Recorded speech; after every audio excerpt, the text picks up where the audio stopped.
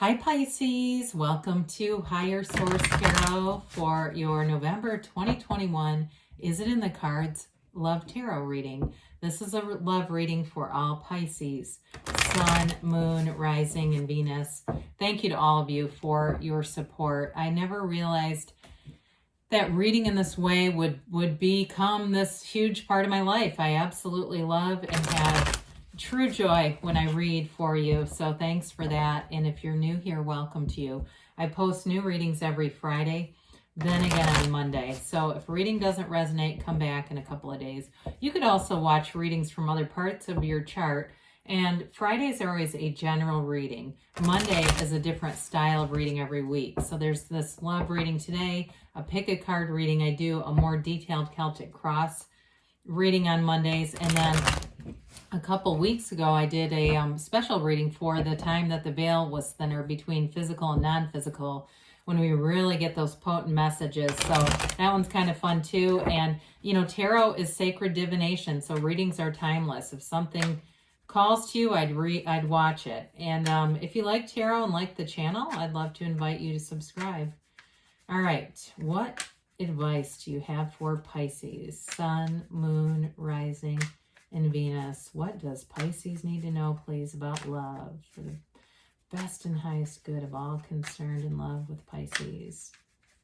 All right, so we will begin here by taking 3 cards to represent your energy, 3 cards for the advice, and 3 cards for their energy, and then 3 cards for the advice.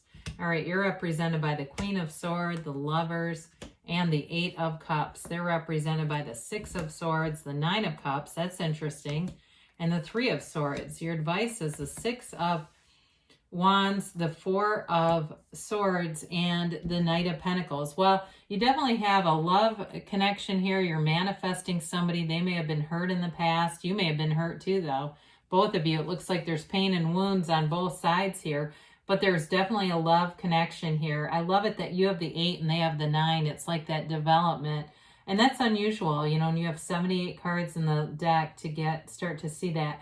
You've got Gemini here. You've certainly got air, Gemini, Libra, Aquarius, quite a bit of it too. You do have water, Pisces, Cancer, Scorpio, earth, and fire too. You got all the elements, but you are attracting love here. You're searching for deeper meaning. You've got the hero's journey in that 8 of Cups. And so you may have had relationships in the past that weren't terrible, but they just were not the right match. You may have left something that just wasn't fulfilling, and that's okay. We don't ever halt our spiritual development for other people to catch up and become a match. And so you may have had that real internal instinct, that constant low kind of vibrational, or you know, that may not be quite the right thing description, but that thing that tells you have to move on. And it doesn't stop until you do it. So with the Queen of Swords, it's an interesting energy here because it gives you clarity, which is wonderful. But she's been wounded. She's the widow of the tarot. However, she doesn't live there. This is a very empowered energy. This is not using wounds as social currency or using them to manipulate a partner into staying or treating us better. She's empowered. So she looks at things kind of analytically. It's like looking at relationships and really deciding if it's worth your time or not, quite frankly. And I just think with that 8 of Cups there, I don't see you getting involved in anything that doesn't match your energy. And so with the card of the Lovers, this is a very layered card. You've got the Archangel Raphael here in Adam and Eve in the Garden of Good and Evil. And you've got with this, the Adam represents the conscious mind, Eve the subconscious, and she's always looking up towards the divine. It's telling you that your subconscious is always connected to the divine. And so it really is about mitigating feelings, because the feelings are the secret when we manifest, and really being aware of that, consciously aware, so that we're not manifesting stuff we don't want. However, I do feel like in a relationship, it's very strong. There's a soulmate connection here, but it's also a relationship that's divinely guided and protected. That serpent over Eve's shoulder represents temptation, and she has absolutely no regard for it.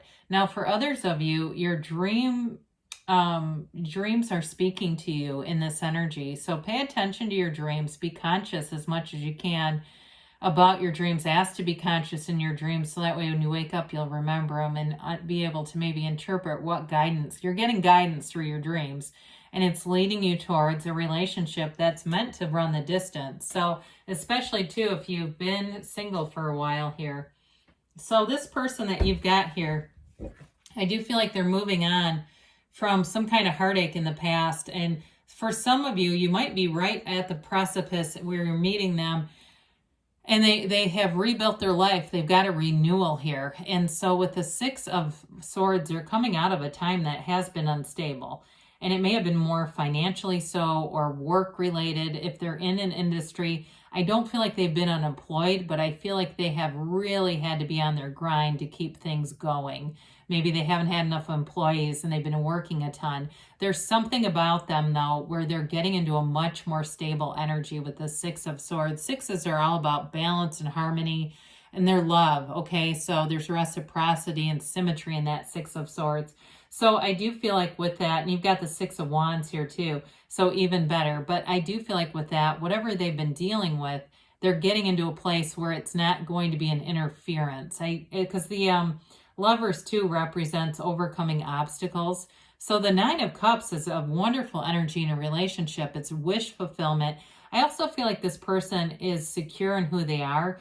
They may be somewhat proud of whatever they've just been through, proud of the way they've handled it, you know, and really seeing their own potential in a way that will contribute to a relationship. They see who they can be, and they like that person that they've become. They like the person they become.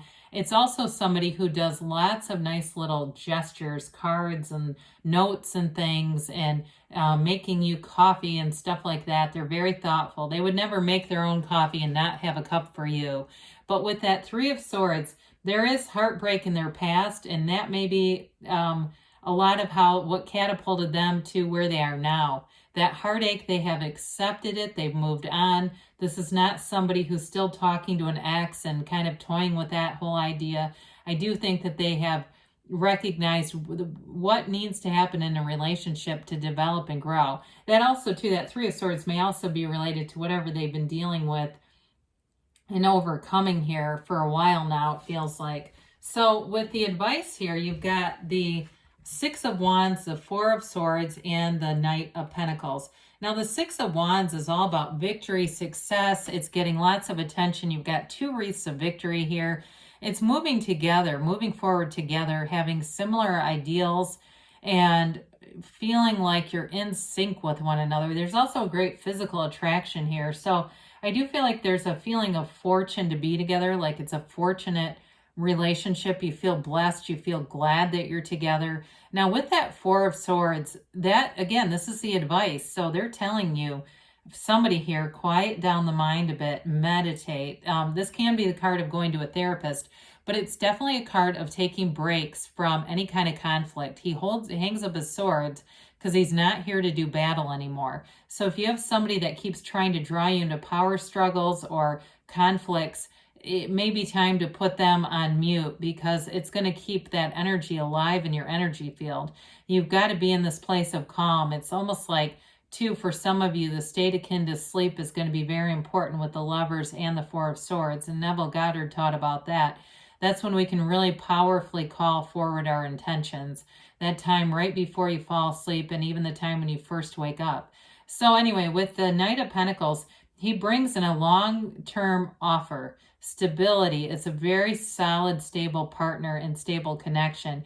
And two, the yellow in the background in that Knight of Pentacles suggests that the environment around you is happy, it's uplifted, it's an energy that makes you want to get out of bed every day and want to be in the world. There's definitely a relationship that moves forward, and it may take a bit to get going, but and maybe there's been a delay too, and it may just be a card that tells you, look, it's on the way and it's okay. Especially if you've been in some conflict, they may be just trying to tell you that once you can really resolve that and let go of it, everything moves forward. And that's what causes the delay, is any kind of residual conflict. So let's see here, Pisces, about the angel answers for you.